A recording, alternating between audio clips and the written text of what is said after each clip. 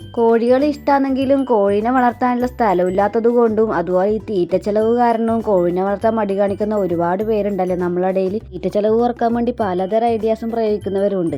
ഞാനും അതിൽപ്പെട്ട ഒരാൾ തന്നെയാണ് കേട്ടാ. രാവിലെ മുതൽ വൈകുന്നേരം വരെ കുറച്ച് സമയം കൂട്ടിലും കുറച്ച് സമയം പുറത്തെല്ലായിട്ടാണ് ഇവരും കഴിഞ്ഞു കൂടുന്നത്.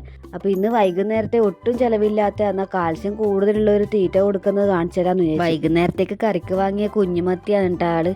ഇതുപോലെ ഇളക്കി വിട്ട് കഴിഞ്ഞാൽ നമ്മളെ മത്തി മുറിക്കലും നടക്കും, അവരെ തീറ്റയും നടക്കും.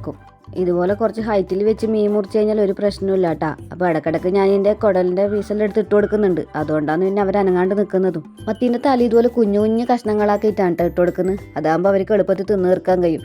മുതുമനായിട്ട് ഇട്ട് കൊടുത്ത് നോക്കി, പക്ഷെ അവർ കൊത്തി അടിയും കൊണ്ടക്കുന്നല്ലാണ്ട് തിന്നുന്നില്ല. അപ്പോൾ അതുകൊണ്ടാണ് കേട്ടോ ഈ ഒരു ഐഡിയ പ്രയോഗിച്ച് നോക്കിയത്.